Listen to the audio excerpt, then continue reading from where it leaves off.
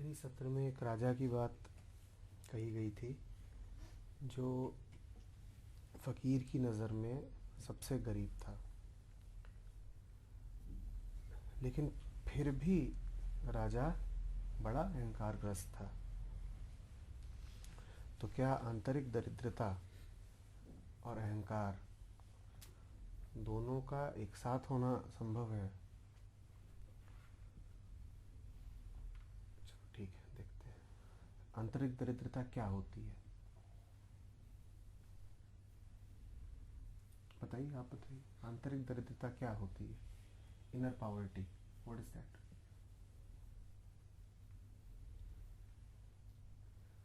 अंदर कुछ नहीं है, ये क्या है? I am not good enough, I am not good enough, अधूरा होने का भाव, फेथलेसनेस, सेंटर्डनेस इज नॉट अगर कलेक्ट करने की इच्छा हो जाए, मुझे और चाहिए और भाई अंदर कमी है, कुछ ना कुछ कमी का एहसास की और चाहिए। ये बात बिल्कुल सबको विश्वास है कि साफ है कि भीतर से एक खालीपन, रिक्तता का भाव हो सकता है। उसी को आंतरिक दरिद्रता कहते हैं। अनुभव किया है कई बार कि बाहर बाहर सब ठीक लग रहा होता है और अंदर से ऐसा लग रहा होता है जैसे खाली खाली खोया है। पिट ऑफ द स्टमक, ये फ्रेज सुना है? पिट ऑफ द स्टमक, वहाँ कुछ है ही नहीं, सारहीन है मामला।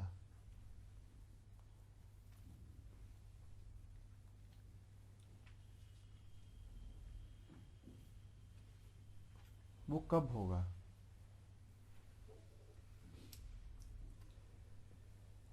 वो कब होगा? आंतरिक दरिद्रता वो क्या चीज़ है? वो कब आएगी? मैं अकेला हूँ, जितना दूर होंगे अलग अलग कोई दूसरा दिखे, जब मैं अपने आप को किसी और के साथ ये कंपेयर करूँगा, कंपैरिजन में एक सेंस ऑफ कनेक्टेडनेस नहीं किसी भी चीज़ के साथ, परायापन का भाव बहुत गहन होगा। फिर ये अहंकार बढ़ेगा तब भी तो होगा।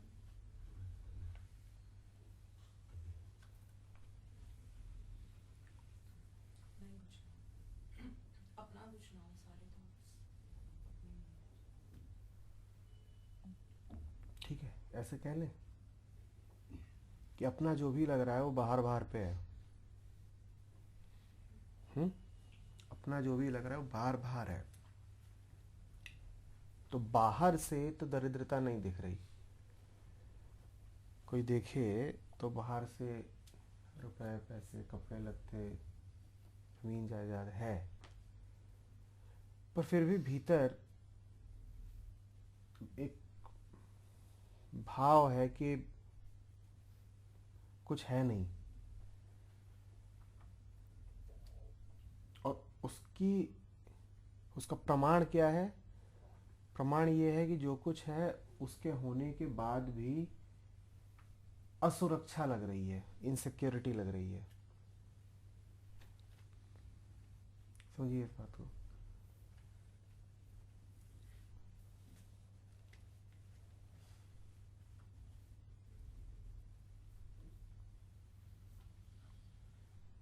बाहर से है, जो हो सकता था सब कुछ है, लेकिन बाहर मेरे जो कुछ भी हो सकता था उसके होने के बाद भी बिना किसी वजह के ही लग रहा है कि गड़बड़ है। एक दो उदाहरण ले लीजिए। चूंकि यहाँ पे स्टूडेंट बैठे हैं बहुत सारे, तो ऐसे ले लो कि तुम कोई एग्ज़ाम दे रहे हो, उसमें 5-7 सब्जेक्ट हैं। तुम अपना लक्ष्य बनाते हो कि मुझे इनमें कम से कम इतने इतने नंबर लाने हैं। रिजल्ट्स आते हैं तो पता चलता है तुमने जितना चाहा था आ गया, तुमने जितना चाहा था आ गया है, और तुम उस रिजल्ट कार्ड को देख रहे हो, कोई कमी नहीं रह गई है। लेकिन उसके बाद भी तुम्हें खुशी नहीं हो रही है, उसके बाद भी तुम्हें ऐसा लग रहा है कि कुछ छूट गया।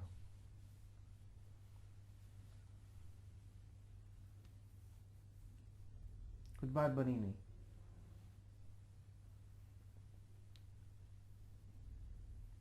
Something is missing. ये लोगो है इनर पॉवर्टी का।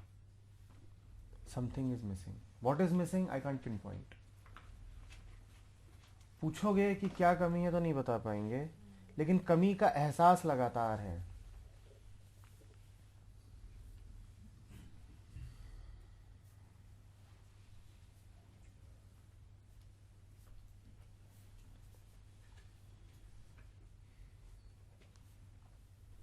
वो किसी शायर का है ना, आज फिर आंख में नमी सी है, और दूसरी लाइन कुछ ऐसी सी है, याद है किसी को?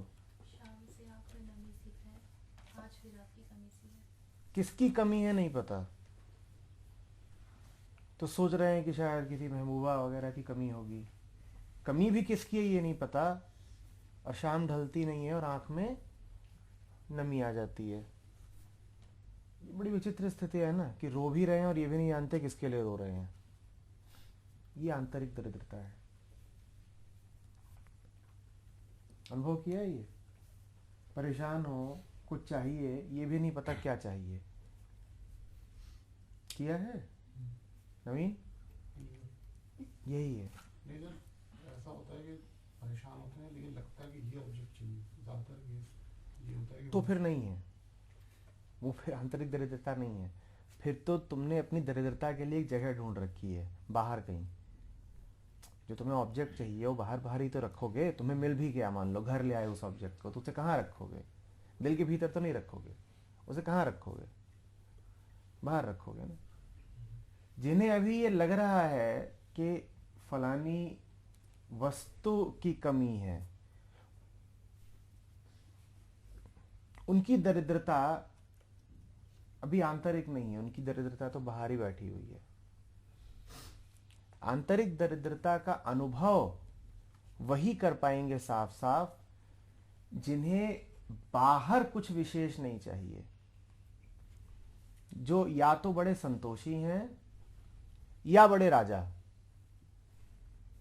समझो, जो या तो संतोषी हैं या जिन्होंने काफी कुछ इकट्ठा कर लिया है। तो सब इकट्ठा कर लिया, जो चाहिए था मिल गया, सब इच्छित हासिल हो गया, और उसके बाद भी आंख में नमी सी है। इसे कहते हैं आंतरिक दरिद्रता। दरिद्रता वास्तव में हमेशा आंतरिक होती है, लेकिन वो अपने आप को प्रस्तुत ऐसे करती है जैसे जेब की दरिद्रता हो, जैसे घर की दरिद्रता हो, जैसे बैंक अकाउंट की दरिद्रता हो, जैसे सम्मान की दरिद्रता हो। आप जब भी कहते हैं कि दरिद्र हूं माने मुझे कुछ कमी है, आप जब भी कहते हैं मुझे कुछ कमी है, वो वास्तव में आंतरिक सूनेपन के कारण ही कहते हैं। दुनिया में आपको जितनी भी कमियां लगती हैं, कोई यहाँ ऐसा नहीं होगा जैसे कोई ना कोई कमी नहीं है। दुनिया में आपको जितनी भी कमियां लगती हैं, वो लगती उसी अंदरूनी खोखलेपन के कारण ही है। लेकिन जो आम मन है, उसने चूंकि उनको हासिल नहीं किया होता है, तो उसको सुविधा रहती है। वो क्या कह देता है कि ये कमी तो मुझे इसलिए लग रही है क्योंकि अभी मैंने इसे हासिल नहीं किया। जीवन में कोई खास व्यक्ति नहीं है ना, इसलिए उदास हूं। आंतरिक दरिद्रता बिल्कुल नग्न रूप में सामने तब आती है जब आपने जिसकी हसरत की थी वो मिल जाता है, और मिलने के बाद भी आप उदास होते हो, बल्कि और ज्यादा उदास होते हो। कुछ ऐसा भाव जब जिसको नाम रूप में हम परिभाषित ना कर पा रहे हो, और फिर भी दरिद्रता का बिल्कुल अनुभव हो रहा है। बिल्कुल आप नहीं जानते, बिल्कुल नहीं कह सकते कि आपको क्या चाहिए। लेकिन कुछ चाहिए, समथिंग इज मिसिंग। याद रखिएगा, आप नाम नहीं दे पा रहे हैं, क्योंकि आप जो भी नाम दे सकते थे वो आपके पास है। आप अभी ये नहीं कह पा रहे हैं कि money is missing, respect is missing और हस्बैंड इज मिसिंग। जो आपको चाहिए था मिल गया, लो। यही वजह है कि बहुत सारे ऐसे किस्से हुए हैं जिसमें सामर्थ्यशाली लोगों, राजाओं वगैरह के लिए संन्यास ज्यादा आसान रहा है। इसका अर्थ ये नहीं है कि जो राजा हो जाता है वो संन्यास के करीब पहुंच जाता है। संन्यास के न कोई करीब होता है न कोई दूर होता है। हम सब जहां खड़े हैं संन्यास वहीं पर होता है, एक कदम की बात है। लेकिन हमें ये लग रहा होता है कि हमें जो तलाश है वो रुपए पैसे की है, तो हम रुपए पैसे के पीछे भाग लेते हैं। राजा को ये बहाना अब नहीं जचता, क्योंकि राजा को जो चाहिए था रुपया पैसा उसे मिल गया। वो कहता है यार रुपया पैसा तो इकट्ठा कर लिया। मैं दोहरा रहा हूं, जो खालीपन आपको महसूस होता है बिल्कुल वही खालीपन राजा को महसूस होता है, अलग नहीं है। ऐसा नहीं कि राजा के लिए ज्यादा आसान हो गया है कुछ, सबके लिए एक बराबर आसान, एक बराबर कठिन है। लेकिन जब आपको महसूस होता है तो आप क्या कहते हो? आप कहते हो अरे चलो जिंदगी में तरक्की करेंगे तो शायद ये खालीपन मिट जाएगा। आपके लिए तरक्की की उम्मीद अभी बाकी है। और राजा के लिए वो कहता है और क्या तरक्की करेंगे, इतनी तरक्की कर ली, इतने में काम नहीं बना तो और अब किस में काम बनेगा। इसलिए राजा के लिए आसान हो जाता है। क्या इसका ये अर्थ है कि पहले तरक्की करना जरूरी है फिर हो ना? तुम जहां हो वहीं जग जाओ। राजा तो एक मामले में अभागी है, उसने तरक्की करने में बड़ी जिंदगी लगाई, उसने गलत दिशा जाने में बड़ा समय और बड़ी ऊर्जा लगाई। अब उसे यू टर्न लेना पड़ेगा बहुत दूर जाकर के, जैसे कि कोई किसी गलत राह पे 200 किलोमीटर चला जाए ये सोच के कि इसी राह से मेरी मंजिल मिलेगी, और 200 किलोमीटर आगे जाके फिर यू टर्न ले। हाँ, उसका यू टर्न लेना बड़े विश्वास के साथ होगा, क्योंकि इतना आगे गया है कि वो जान जाएगा कि यह रास्ता गलत था। तुम अभी ज्यादा आगे गए ही नहीं हो गलत राह पे, तो तुम्हें लगता है कि चलो थोड़ा और चल के देख लें, क्या पता इसी पे मंजिल मिल जाए। पर इस पे ज्यादा आगे जाना कोई फायदे की बात नहीं है। ये भी हमारे मन में एक बड़ा भ्रम रहता है, और कई लोगों ने इस तरह की बात मुझसे आकर के करी भी है कि देखिए हमने पढ़ा है कहीं पर कि बुद्ध और महावीर हो पाए क्योंकि पहले उन्होंने जगत को पूरी तरह भोगा था। और भारत में तो ये लगातार रहा है कि कृष्ण हो कि राम हो कि बुद्ध हो कि महावीर हो, ये सब धनी घरों से आए थे। तो पहले जगत को हासिल करना बहुत जरूरी है, उसके बाद ही जगत को छोड़ा जा सकता है। इस तरह के तर्क दिए गए हैं, और इस तरह के तर्क आपने ही मुझसे 1-2 बार कहे हैं। ये बड़े मूर्खतापूर्ण तर्क हैं। ये वही तर्क हैं कि अपने तक पहुंचने के लिए पहले 200 किलोमीटर दूर जाना जरूरी है, फिर यू टर्न लेना जरूरी है। ये पागलपन की बात है। आप पहले ही बहुत भटके हुए हैं, अभी और भटकना है। जैसे जितना भटके हैं उतना काफी नहीं था।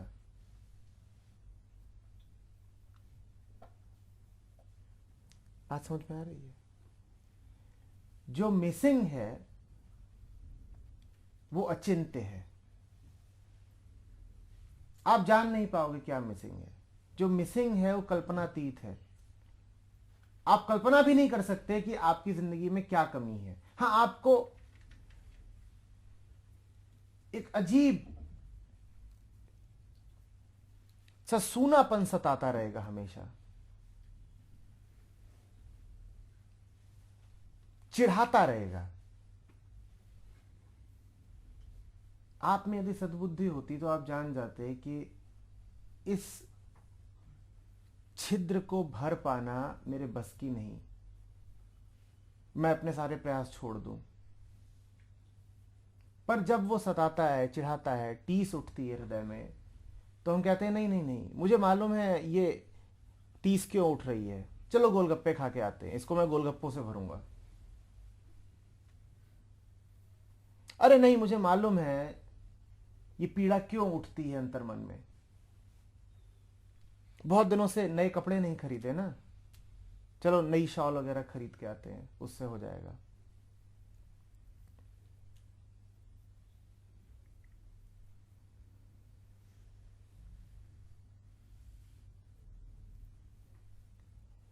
एक हॉलीवुड अभिनेत्री जब अपने 5वें 6ठे तलाक के लिए अदालत में गई, अपने पेपर दाखिल किए, तो वहां जो अधिकारी था उसने उसको चेतावनी दी। उसने कहा अगली बार शादी करने में 2 दिन से ज्यादा लगाना।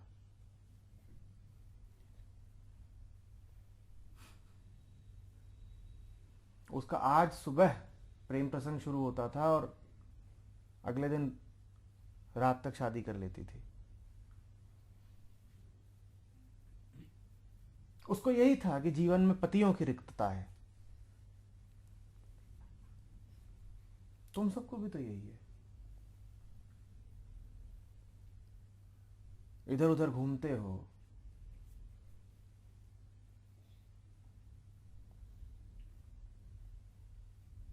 भ्रमित, खाली,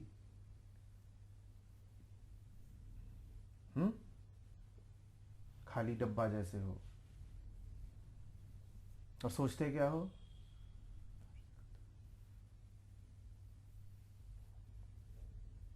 आप नहीं समझोगे सर, कुछ कुछ होता है।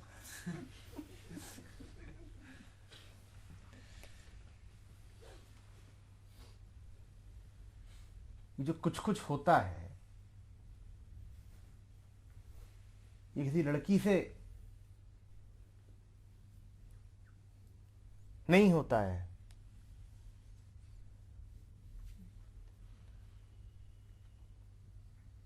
दिक्कत तब होगी जब मिल जाएगी। अभी कुछ कुछ होता है, तब बहुत कुछ होगा।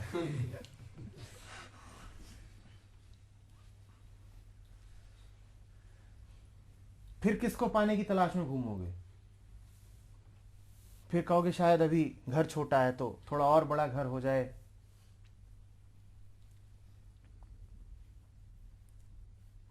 फिर कहोगे अभी बैंक अकाउंट उतना नहीं है, थोड़े और पैसे हो जाए।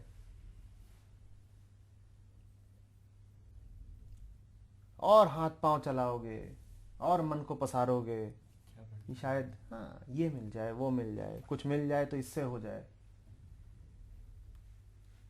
ये नहीं समझोगे कि समथिंग इज मिसिंग, कुछ कमी है, और जिसकी कमी है वो तुम्हारी सोच के दायरे में, तुम्हारे जगत के दायरे में, तुम्हारी कोशिशों के दायरे में नहीं आता।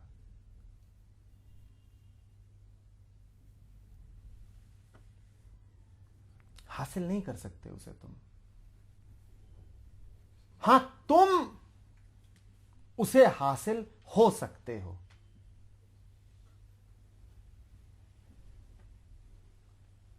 तुम कैसे हासिल करोगे? इतने छोटे से तुम्हारे हाथ हैं और इतना बड़ा है, कैसे हासिल करोगे?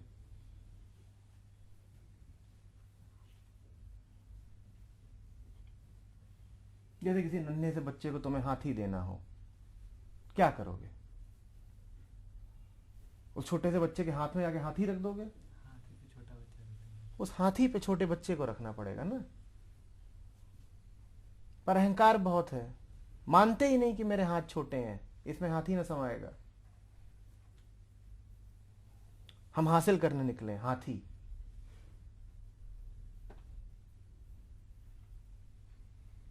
और वो 6 इंच का है और घूम रहा है, आता है घर, माँ जेब में है क्या हाथी? अब अपनी जेब में हाथी रख के लाया है। यही तुम्हारा हाल है।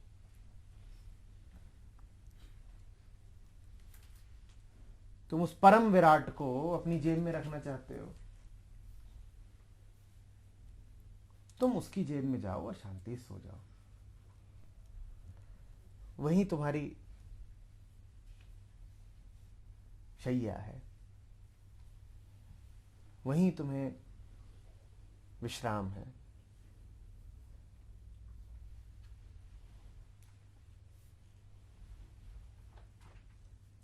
आ रही बात समझ में?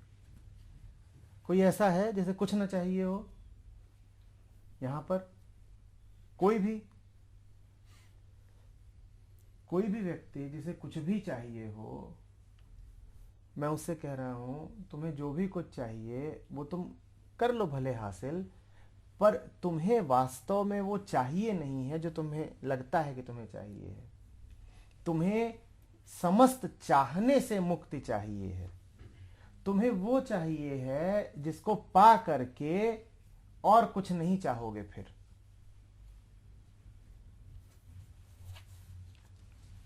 देखो ना ध्यान से, चाह करके पहुंचना कहां चाहते हो? जहां अब और चाहना ना पड़े, जहां चाहने से मुक्ति मिल जाए। तो तुम चाहते तो हो, पर क्या चाहते हो कि अब और न चाहना पड़े? हम सब यही चाहते हैं। हमारी हर इच्छा सिर्फ ये है कि इच्छा अब खत्म हो जाए, आखिरी प्याला पी लें, जिसके पास बाद और कोई प्याला न पीना पड़े।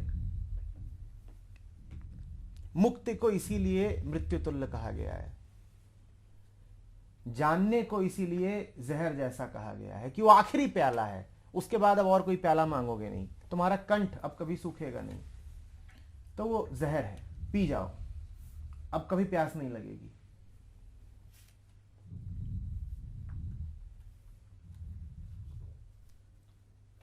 समझ रहे हो?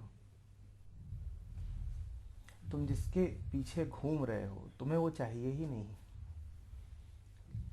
तुम्हें जो चाहिए उसके पीछे घूमा नहीं जा सकता, क्योंकि तुम उसी में स्थित हो।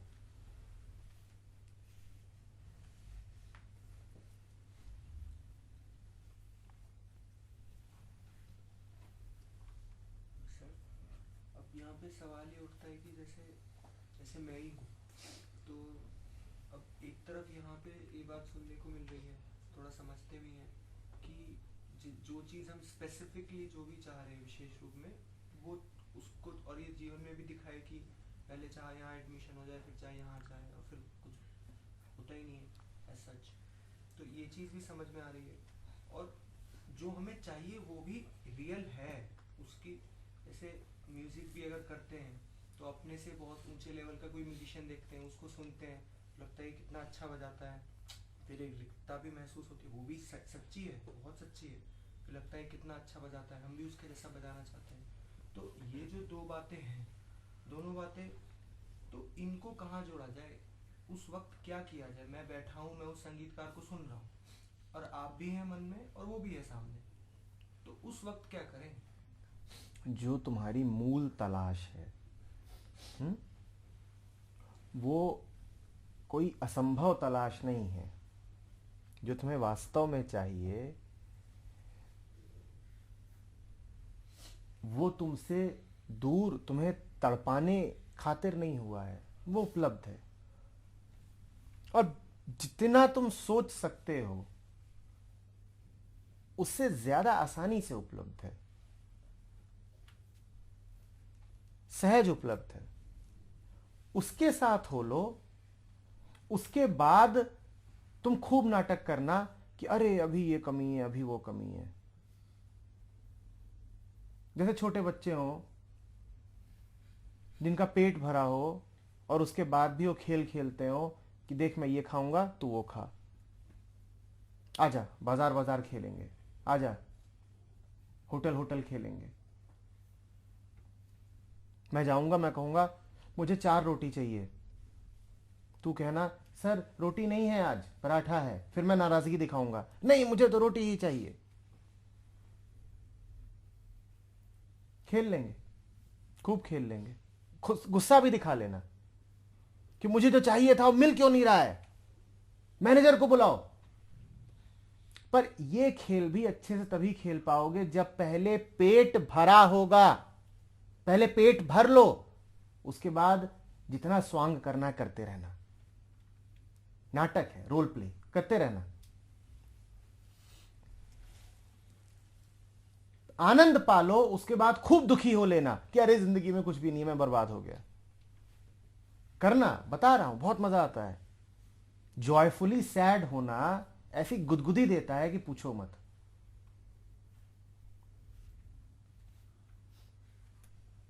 तुम उदास हो, बेशक उदास हो, जैसे तुमने कहा ना कि जो हमें चाहिए वो भी रियल है, बिल्कुल बता रहा हूं, साफ साफ अनुभव से कह रहा हूं। तुम बहुत उदास रहोगे, बड़े परेशान रहोगे, और अंदर कोई बैठा होगा जब कह रहा होगा मुझे तो बहुत आ रहे हैं तुम्हें इस उदासी में भी।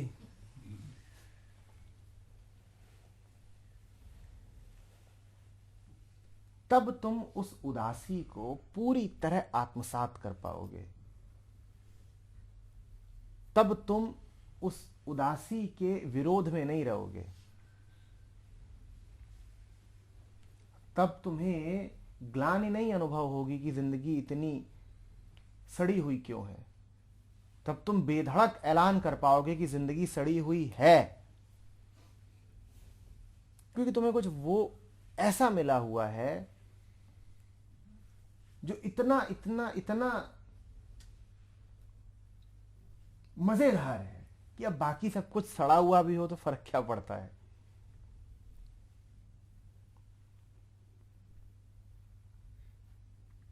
तुम्हें जरा भी शर्म नहीं आएगी ये कहने में कि मैं बर्बाद हूं।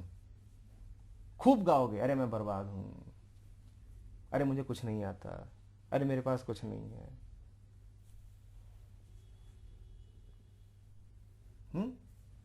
तुम देखते नहीं हो, तुम जरा जरा सी बातें इकट्ठा करने में लगा रहते हो। तुम्हें खास तौर पे तो इज्जत चाहिए होती है। तुम्हें कोई जरा सा कुछ कह दे तुम्हें बुरा लग जाता है। तुम्हें कोई कहता चलो ये करो डांट के, तुम्हें लगता है अच्छा मुझे गुलाम बना रखा है, नौकर समझता है अपना। और कबीर दास कहावन कठिन है, मैं दासन का दास, अब तो ऐसा हो ही रहा ज्यों पांव तले की घास। उनको मजा आ रहा है बताने में, मैं तो दासों का दास हूं।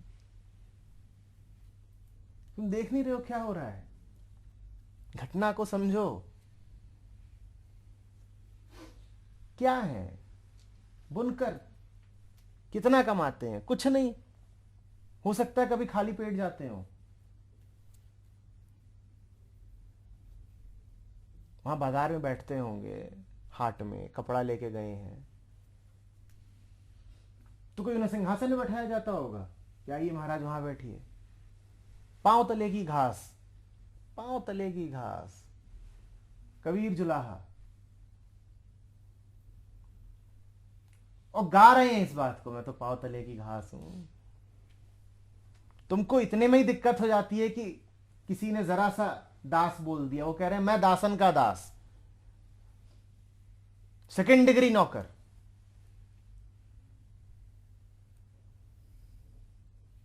कोई समस्या ही नहीं है। अब समस्याएं मजा दे रही हैं। मैं नहीं कह रहा हूं कि समस्याएं मिट गई हैं, मैं कह रहा हूं समस्याएं हैं, और बल्कि तुम उन समस्याओं को अब पूरी गहराई से अनुभव कर पा रहे हो। तुम्हारे मन में समस्याओं के लिए विरोध ही नहीं है,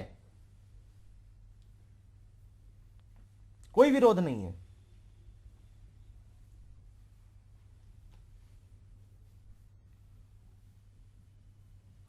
न पछतावा, न ग्लानि, न शर्म, कुछ नहीं है।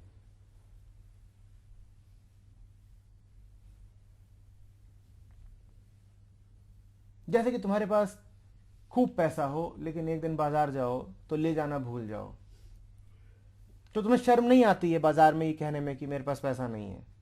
या आती है? तुम जाते हो कहते हो भाई आज कैश लाना भूल गया, बिना शर्म के कहते हो ना। याद रखो कैश तुम वास्तव में नहीं लाए हो, जैसे अंशु तुमने कहा ना रियल है समस्याएं, ठीक उसी तरीके से ये वास्तविक बात है कि तुम कैश लेके नहीं गए हो। तुम आज क्या हो?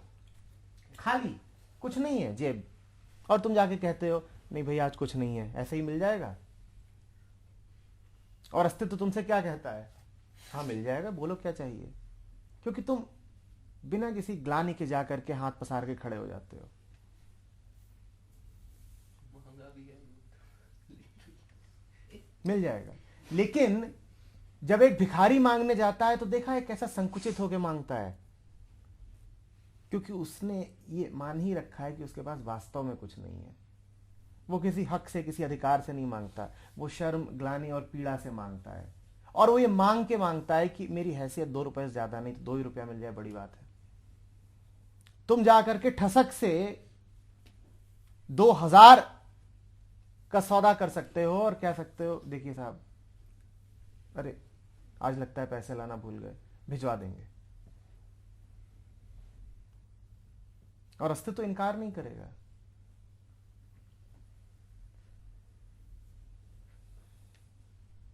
क्योंकि तुमने ये जान लिया है कि तुम्हारे पास है।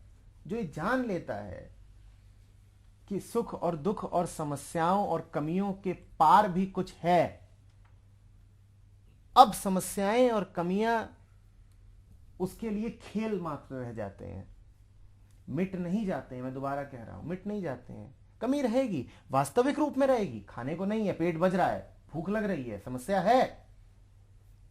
कुछ करने निकले थे वो नहीं हुआ, समस्या है। लक्ष्य बनाए थे, हासिल नहीं हुए। खेल खेला था, हार मिली, ये सब हुआ। और जब खेला था तो इसलिए तो नहीं खेला था कि जान के हारेंगे, खेला तो इसीलिए था कि जीतेंगे, पर हार गए। हार गए तो हारने का दुख भी है, अफसोस भी है।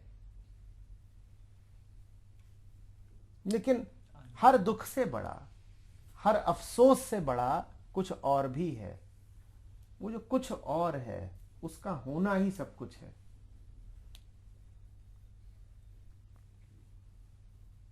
बात समझ रहे हो? तुम्हें पूरा हक है कि तुम कहो कि कुछ भी नहीं आता, इतना बड़ा वो संगीतकार है और मैं कुछ भी नहीं जानता, वो क्या गाता है, सब ताली बजाते हैं, मैं गाता हूं तो मार पड़ती है। और तुम रो सकते हो, बिल्कुल हो सकता है तुम्हें रोने पे भी मार पड़ जाए, और तुम अपने भाग्य को कोस भी सकते हो। तुम्हें जितना कल्पना है कल्पो,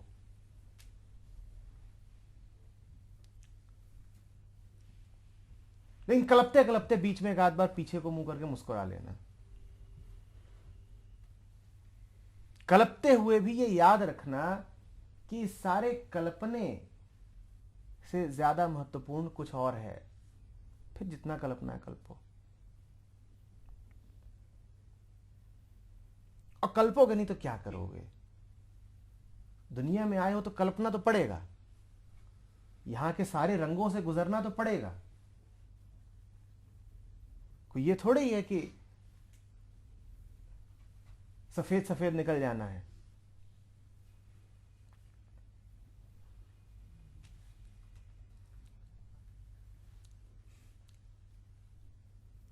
सारे रंगों से गुजरो, बिल्कुल सब अनुभव करो। सुबह सुबह यहां आए हो, ठंड लग रही थी, बेशक बोलो बड़ी ठंड लग रही थी, क्या पता है बड़ी दिक्कत है। उसमें ये बंदिश ना अनुभव करो कि अरे हम कैसे बोल रहे ठंड लग रही थी, इससे तो ये सिद्ध होगा कि हमारी आने की इच्छा में कोई कमी है, इससे तो ये सिद्ध होगा कि हमारा मन ठंड में ज्यादा था और सत्र में कम था। नहीं, कुछ नहीं, लग रही थी तो बोलो लग रही थी। तुम आ रहे हो, ये क्या कम महत्वपूर्ण है?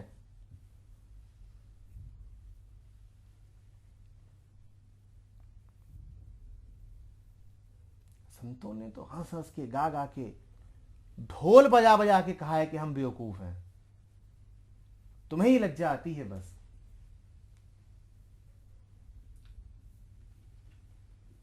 हमारे यहां वैसा बस जॉयदीप है, बहुत जोर से हंस के कहता है कि मैं बेवकूफ हूं। संतत तो बस यही हो रहा है प्रस्फुटित, मजाक नहीं, बात आगे की है। सब बेवकूफ हैं, पर बाकी उस बेवकूफी से लजाते हैं। स्वीकार करने के लिए कि अरे देखो मैं तो कितना बेवकूफ हूं, बड़ा बोध चाहिए, बड़ी विजडम चाहिए ये स्वीकार करने के लिए कि मैं तो बेवकूफ हूं। मुल्ला नसरुद्दीन सरीखी।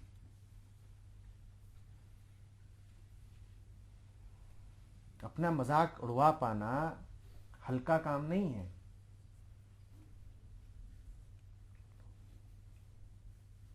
तुम्हारे ये अभिषेक सर बैठे हैं, एक बार मंच पे मैंने इनको जबरदस्ती धक्का दिया था, चलो मजाक बनाओ, अपना बनो जोकर। पहले पहल विरोध किए, फिर खुद खड़े हो गए, नहीं ठीक है आज तो हो जाए, बनेंगे, और बने शान से।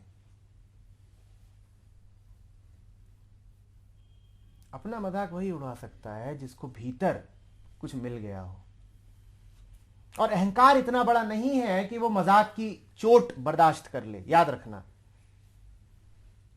तुम्हारा उपहास उड़ेगा, लोग ताने देंगे, लोग फप्तियां कस रहे हैं, तालियां पीट रहे हैं, हा हा हा कर रहे हैं। अहंकार में इतनी ताकत नहीं होती कि ये सब झेल जाए। अहंकार टूट जाएगा, हर्ट हो जाएगा, उसे चोट लग जाएगी। अहंकार से कुछ बहुत बड़ा चाहिए जो हर्ट ना होता हो, जिसपे घाव ना पड़ते हो। वो जब मिल जाता है तब तुम कहते हो आओ हंसो मेरे ऊपर, तुम्हें हंसता देख के मुझे अच्छा लगता है, तुम हंसे तो सही ना, प्रेम की बात है।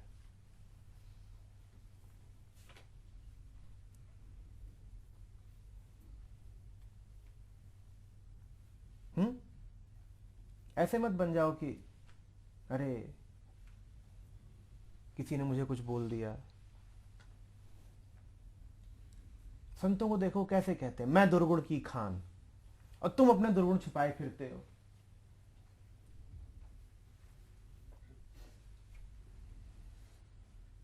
आध्यात्मिक साहित्य में सेंट अगस्टीन के कन्फेशंस का स्थान है। वहां यही बात है कि वो जो है जैसा है, उसने बिल्कुल अपने आप को नग्न कर दिया है, मुझे छुपाना नहीं है। बहुत बड़ा दिल चाहिए न छुपाने के लिए।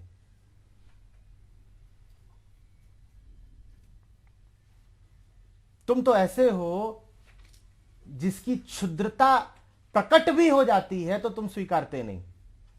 तथ्य सामने रख दिए जाएंगे कि ये देखो 10 जगह फिसलते हो, 10 जगह गलती करते हो, तो तुम बहस करोगे नहीं हमने नहीं किया कुछ।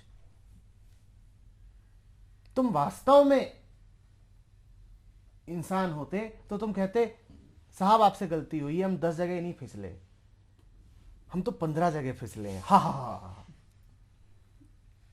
हम करें क्या, सड़क ही रपटीली है, फिसलते ही जाते हैं। इक्कू कहता है ना लीकी रोड, इतनी लीकी रोड है कि एक कदम बढ़ाते हैं तो 2 बार गिरते हैं। एक तो चलते हुए गिरते हैं और दूसरा उठने की कोशिश में गिरते हैं। तो आप हमें जितना गर्हित समझ रहे हैं, हम उससे ज्यादा गिरे हुए हैं। ये बात ताने की तरह नहीं बोली जाती। आपने तो जब भी बोली है ताने की तरह बोली है। हाँ हाँ मैं तो हूं ही बड़ी बुरी कमीनी।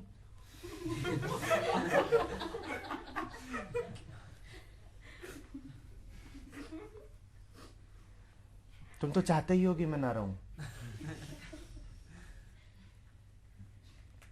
ताने की तरह नहीं बोली जाती ये बात। ये बात आनंद में बोली जाती है। हम बेवकूफ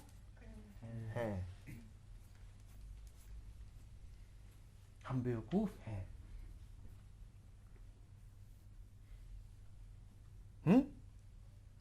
ये बात बड़े आनंद में बोली जाती है, हम दुखी हैं। भय कबीर उदास। कबीर को कोई लाज आ रही है? कबीर ख्याल कर रहे हैं कि आगे वाली पीढ़ियां क्या सोचेंगी? ये संत होते हुए भी उदास हो जाते थे। राम बुलावा भेजिया दिया कबीरा रोए। वो ख्याल कर रहे हैं कि क्या छवि बनेगी, कि ये देखो आरएसवीपी राम खड़े हैं और ये बेवकूफ रो रहा है।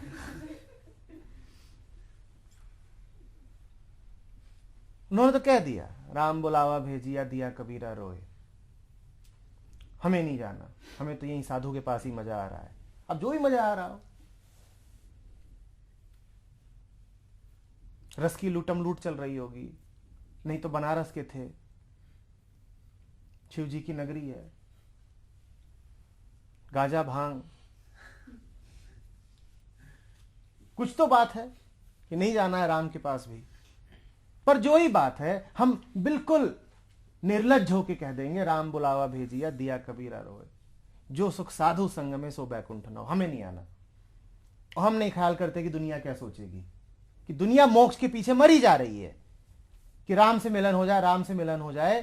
और ये देखो, ये अपने आप को संत कहता है, और अब मिलन की घड़ी आई है तो ये कह रहा है नहीं, हमें साधु के पास बैठना है, हमें यही रस है।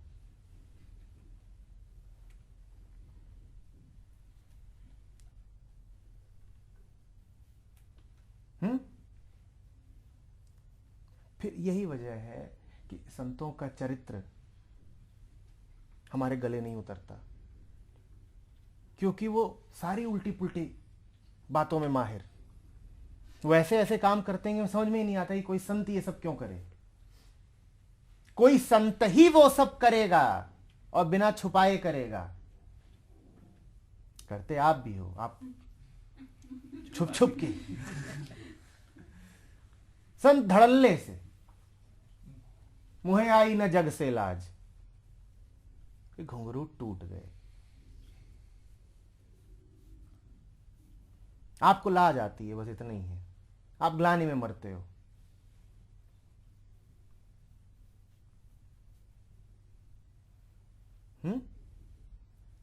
जीवन के सभी रंगों से गुजरो, कोई उसमें समस्या नहीं।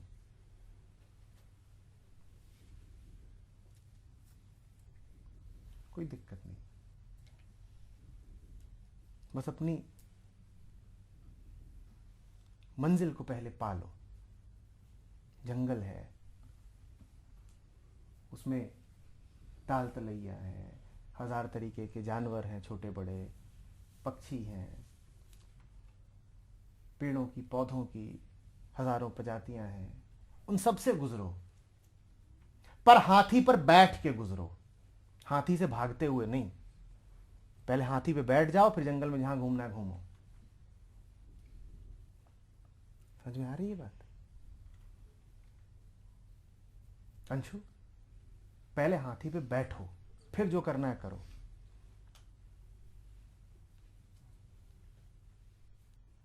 पूरा जंगल तुम्हारा है।